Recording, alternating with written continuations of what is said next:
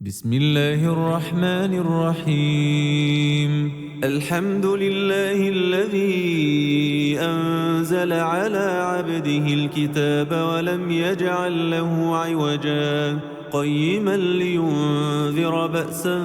شديدا من لدنه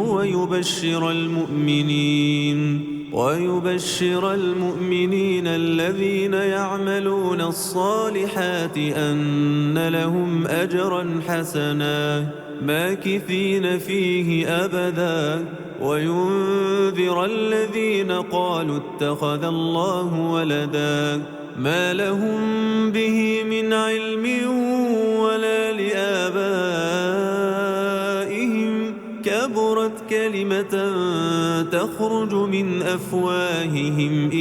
يقولون إلا كذبا فلعلك باخع نفسك على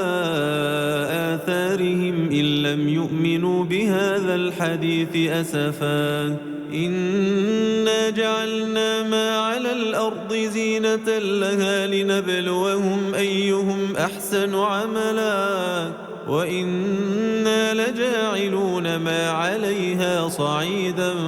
جرزا أم حسبت أن أصحاب الكهف والرقيم كانوا من آياتنا عجبا إذ أوى الفتية إلى الكهف فقالوا ربنا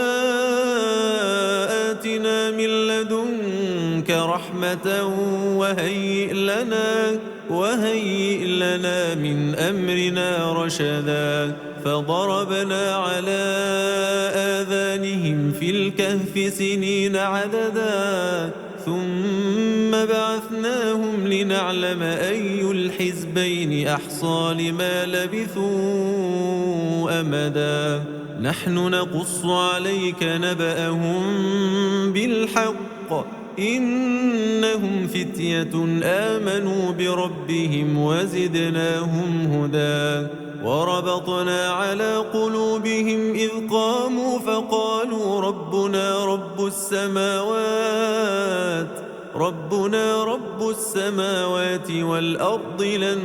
ندعو من دونه إلها لقد قلنا إذا شططا هؤلاء قومنا اتخذوا من دونه آلهة لولا يأتون عليهم بسلطان بين فمن أظلم ممن افترى على الله كذبا وإذ اعتزلتموهم وما يعبدون إلا الله فأووا إلى الكهف ينشر لكم ربكم من رحمته ويهيئ لكم من أمركم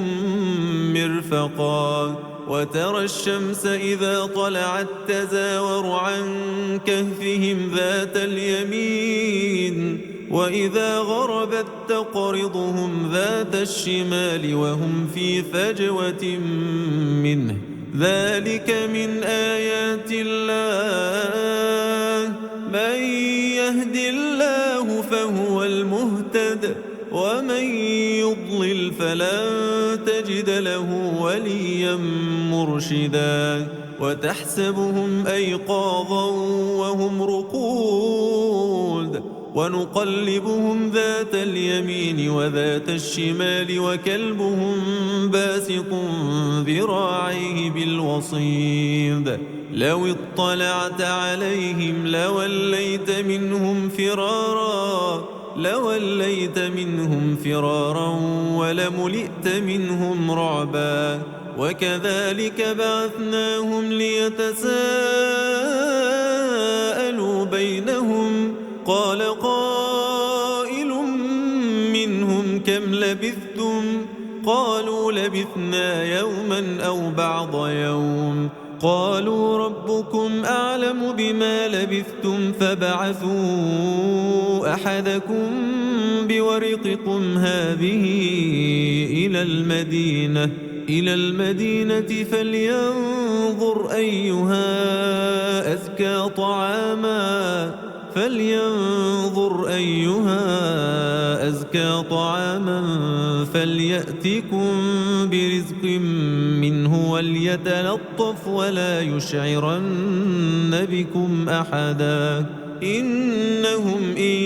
يظهروا عليكم يرجموكم أو يعيدوكم في ملتهم ولن تفلحوا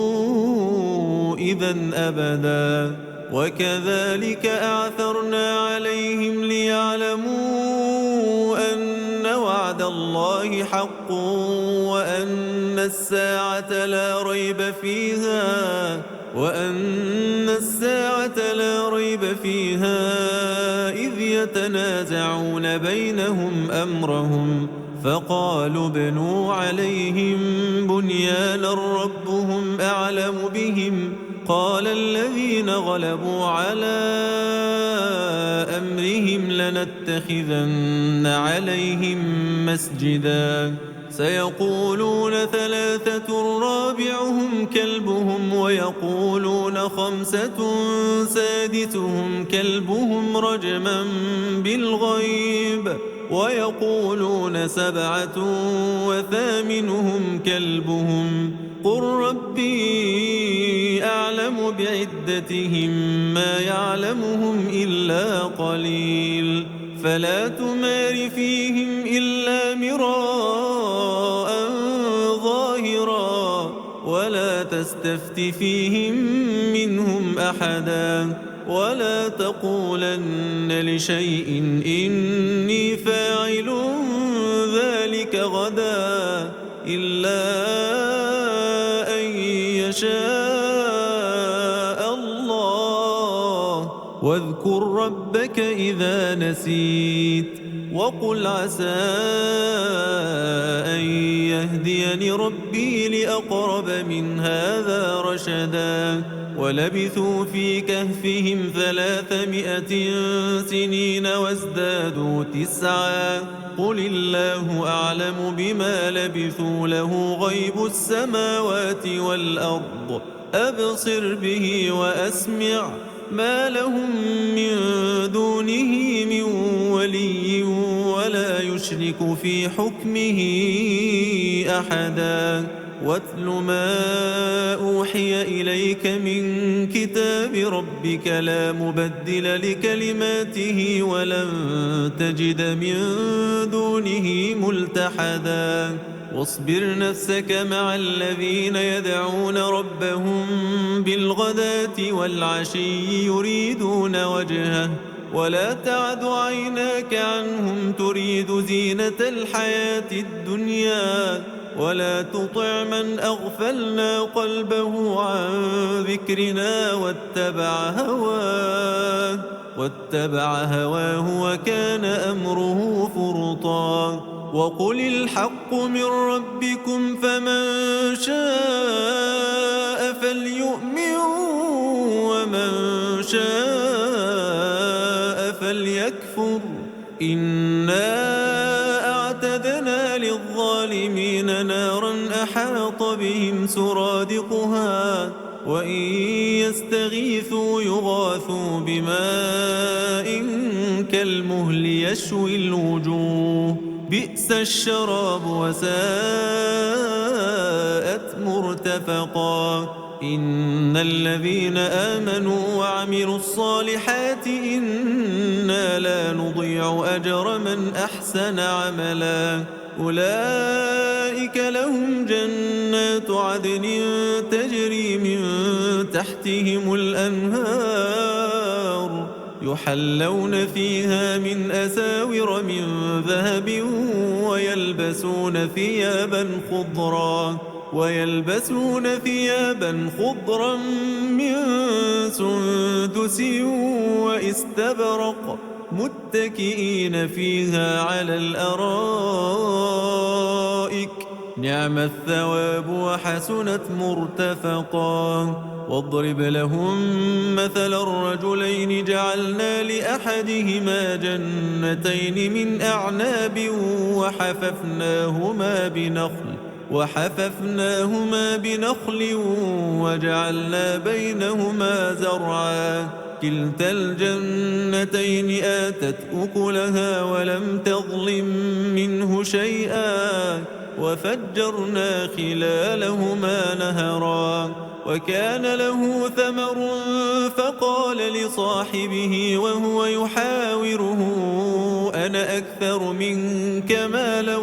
وأعز نفرا ودخل جنته وهو ظالم لنفسه قال ما أظن أن تبيد هذه أبدا وما أظن الساعة قائمة ولئن رددت إلى ربي لأجدن خيرا منها منقلبا قال له صاحبه وهو يحاوره أكفرت بالذي خلقك من تراب ثم من نطفة ثم سواك رجلا لكن هو الله ربي ولا أشرك بربي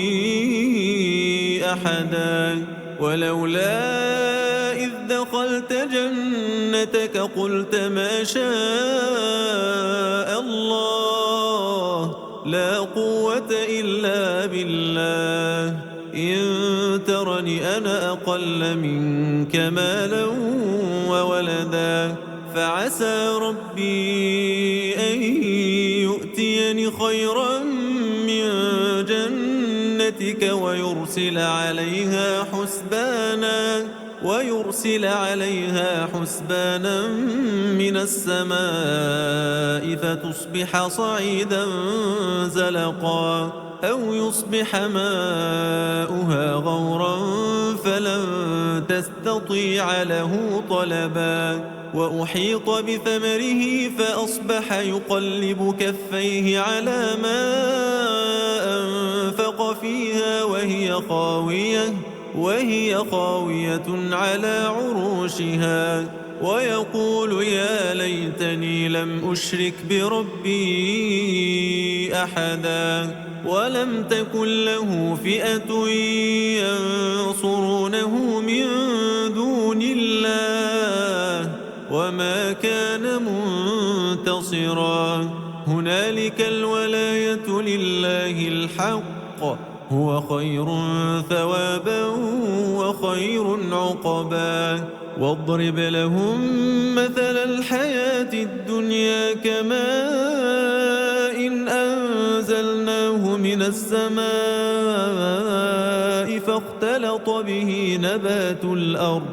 فاختلط به نبات الأرض فأصبح هشيما تذروه الرياح وكان الله على كل شيء مقتدرا المال والبنون زينة الحياة الدنيا والباقيات الصالحات خير عند ربك ثوابا وخير أملا ويوم نسير الجبال وترى الأرض بارزة وحشرناهم فلم نغادر منهم أحدا وعرضوا على ربك صفا لقد جئتمونا كما خلقناكم أول مرة بل زعمتم أن لن نجعل لكم موعدا ووضع الكتاب فترى المجرمين مشفقين مما فيه ويقولون يا ويلتنا ما لهذا الكتاب لا يغادر صغيرة ولا كبيرة إلا أحصاها ووجدوا ما عملوا حاضرا ولا يظلم ربك أحدا وإذ قلنا للملائكة اسجدوا لآدم فسجدوا إلا إبليس كان من الجن ففسق عن أمر ربه أفتتخذونه وذريته أولياء من دوني وهم لكم عدو بئس للظالمين بدلا ما أشهدتهم خلق السماوات والأرض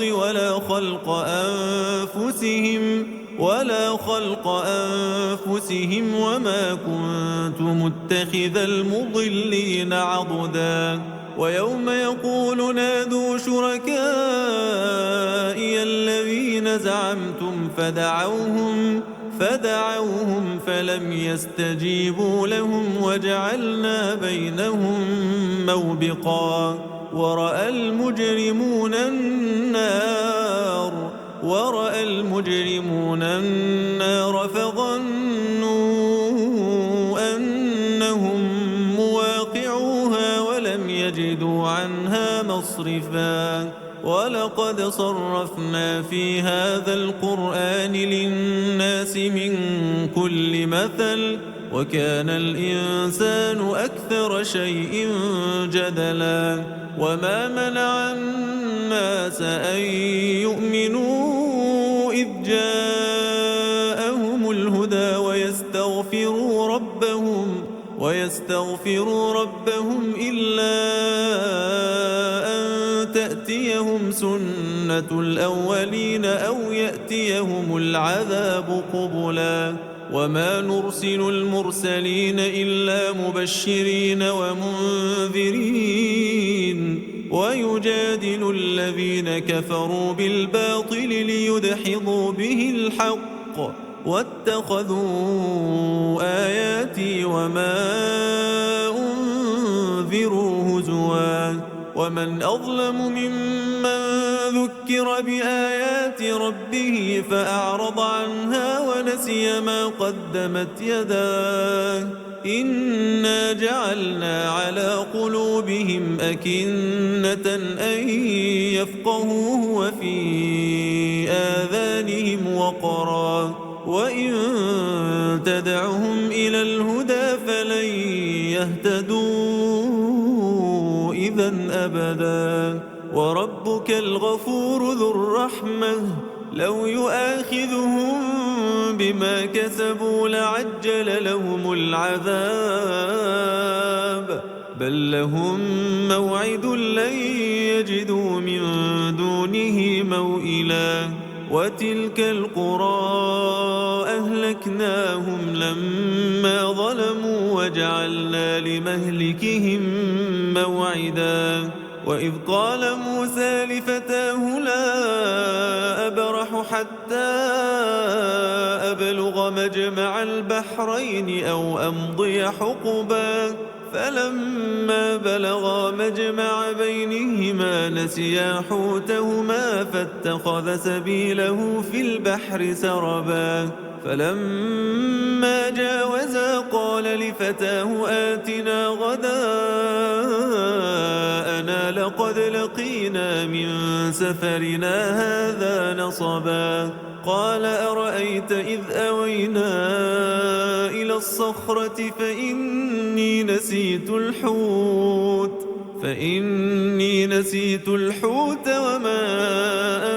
أنسانيه إلا الشيطان أن أذكره واتخذ سبيله في البحر عجبا قال ذلك ما كنا نبغ فارتدا على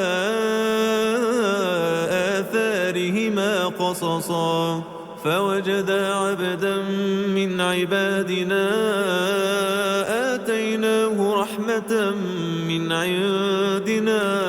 آتيناه رحمة من عندنا وعلمناه من لدنا علما قال له موسى هل أتبعك على أن تعلمني مما علمت رشدا قال إنك لن تستطيع معي صبرا وكيف تصبر على ما لم تحط به خبرا قال ستجدني إن شاء الله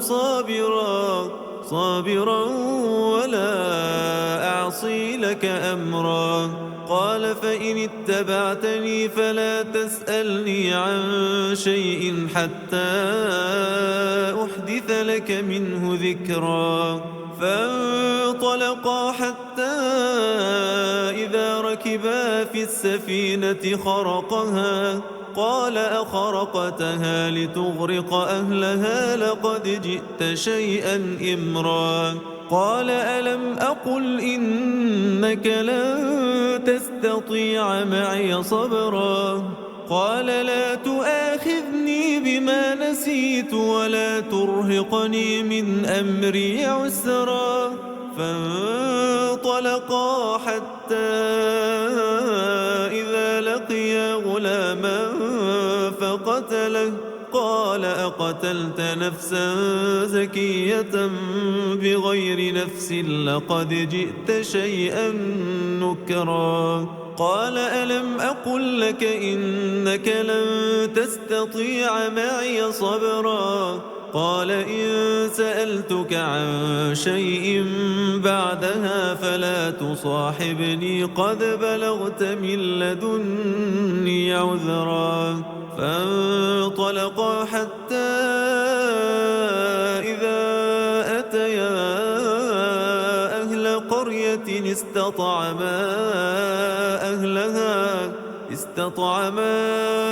أهلها فأبوا أن يضيفوهما فوجدا فيها جدارا يريد أن ينقض فأقامه. قال لو شئت لاتخذت عليه أجرا. قال هذا فراق بيني وبينك سأنبئك بتأويل ما لم تستطع عليه صبرا. أما السفينة فكانت لمساكين يعملون في البحر فأردت أن أعيبها وكان وراءهم ملك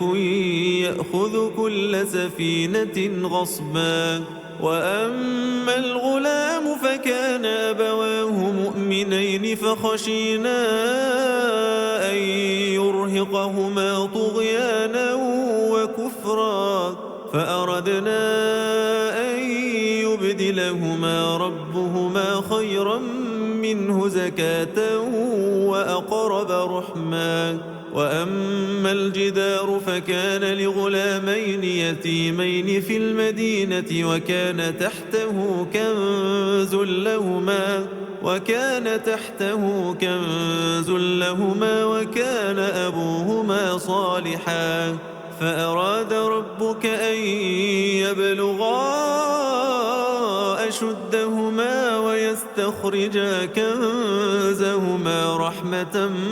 من ربك وما فعلته عن أمري ذلك تأويل ما لم تسطع عليه صبرا. ويسألونك عن ذي القرنين قل سأتلو عليكم منه ذكرا. إنا مكنا له في الأرض وآتيناه من كل شيء سببا فأتبع سببا حتى إذا بلغ مغرب الشمس وجدها تغرب في عين حمئة ووجد عندها قوما. قلنا يا ذا القرنين إما أن تعذب وإما أن تتخذ فيهم حسنا. قال أما من ظلم فسوف نعذبه ثم يرد إلى ربه فيعذبه عذابا نكرا. وأما من آمن وعمل صالحا فله جزاء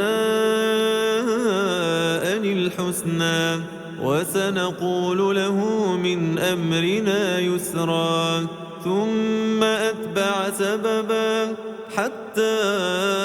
إذا بلغ مطلع الشمس وجدها تطلع على قوم لم نجعل لهم من دونها سترا. كذلك وقد أحطنا بما لديه خبرا ثم أتبع سببا حتى إذا بلغ بين السدين وجد من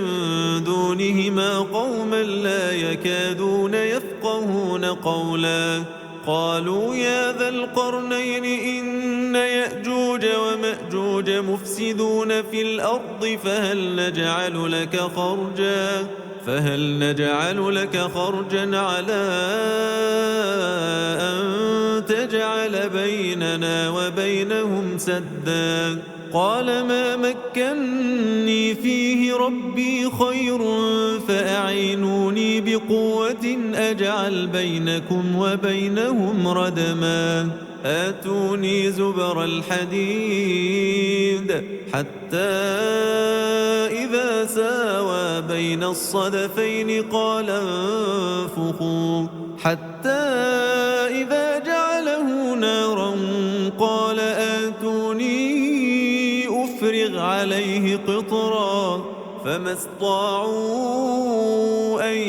يظهروه وما استطاعوا له نقبا قال هذا رحمة من ربي فإذا جاء وعد ربي جعله دكاء وكان وعد ربي حقا وتركنا بعضهم يومئذ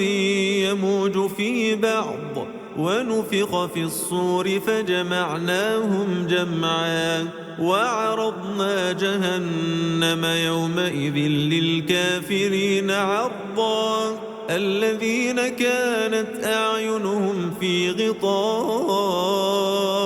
عن ذكري وكانوا لا يستطيعون سمعا أفحسب الذين كفروا أن يتخذوا عبادي من دوني أولياء إنا أعتدنا جهنم للكافرين نزلا قل هل ننبئكم بالأخسرين أعمالا الذين ضل سعيهم في الحياة الدنيا وهم يحسبون أنهم يحسنون صنعا أولئك الذين كفروا بآيات ربهم ولقائه فحبطت أعمالهم فلا نقيم لهم يوم القيامة وزنا ذلك جزاؤهم جهنم بما كفروا واتخذوا آياتي ورسلي هزوا إن الذين آمنوا وعملوا الصالحات كانت لهم جنات الفردوس نزلا خالدين فيها لا يبغون عنها حولا قل لو كان البحر مدادا لكلمات ربي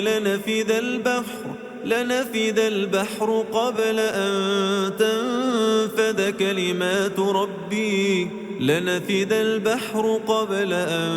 تنفد كلمات ربي ولو جئنا بمثله مددا قل إنما أنا بشر مثلكم يوحى إلي أنما إلهكم إله واحد فمن كان يرجو لقاء ربه فليعمل عملا صالحا ولا يشرك بعبادة ربه أحدا.